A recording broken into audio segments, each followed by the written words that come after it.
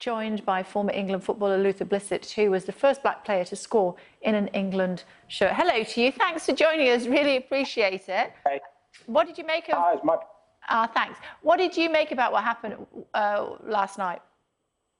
It saddens me every time it happens, and unfortunately you get resigned to the fact that this is going to happen at certain places, and you know, they seem to not be very keen on doing anything about it, which is very disappointing.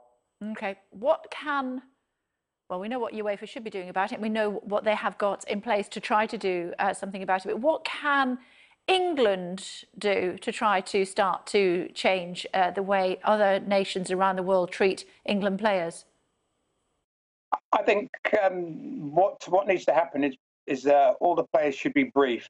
If this sort of incident ever happens, you know, then they speak to the referee, and the referee has actually got the power to make sure there is a tonight announcement to this crowd to say this needs to stop, otherwise I will take the players off the pitch, and he can do that. And if it happens again, he's in his power to actually abandon the game. So the referees also need to take some responsibilities in this to deal with the situation, and it doesn't always have to fall on the shoulders of players. Because many years ago, it was it happened to names confused in my mind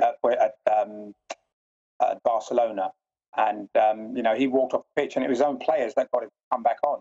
So it is very important that the officials, they apparently there is a protocol in place already that's been agreed that the officials should do this, and it's something they're not doing.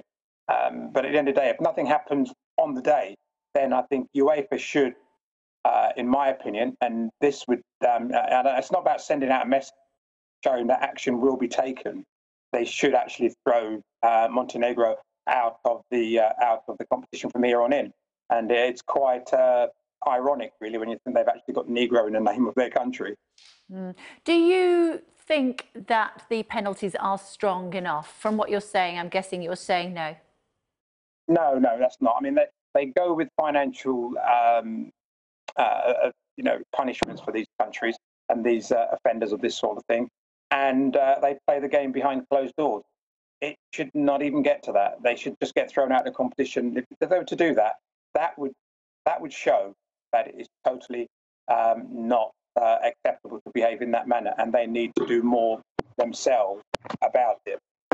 And what sort of pressure, impact does this have on players when they find themselves abused in this way on the pitch? It's an awful thing, because you're out there doing your job, and any one of us, if you get abused in any way when you're out doing your daily job, it's not a very pleasant place, and it's not something you look forward to going to. I don't know any footballers that don't enjoy going out to play in football. That's what they're in the game to do. And to be faced with this on a regular basis when you travel abroad to play in these games, it's not very nice, because it does take away that real excitement and that gloss about the job that you do, because we're very privileged, and their talent has enabled them to be going all over the world and doing this, and they need to be protected in the right way by the authorities, because they are the ones at the moment in time that are letting the players down in that respect. We've worked on it in this country, and we have made great strides, but we still have a way to go. But the biggest difference is we acknowledge there is a problem. I mentioned this morning on a program I was doing that if they were to just throw these countries out, someone said to me then it would punish the players. How many of the players or officials from that country have come out and said that they find it disgraceful that that has happened? All I've heard is their communications or press officers were trying to do everything they could to get everybody away from saying anything about the fact that this racism thing actually happened. So it proves that they're in denial, and the only way to bring these people to reality is to make them suffer in the most strongest way. Kick them out of the competition, then they lose out financially in so many ways. We must not forget, after the ISIL incident, British clubs were banned from playing in Europe for, I think, 5-6 years or whatever it was. Why cannot they do this to a country for something which, which is just as bad? for doing this sort of thing, to single somebody out because of their colour or their religion or whatever. It's just totally wrong. You say we have made great strides, and yet we are having this conversation, you know, many years later from when you were subject to abuse, I'm sure, on more than one occasion. What does the FA need to do? Surely that the FA as an organisation needs to speak out more loudly. Yes, they do. I think all organisations involved in sport, in football, need to stand up and say, this is not acceptable. Fines that you're handing out is not right, and doing games behind closed doors is not right.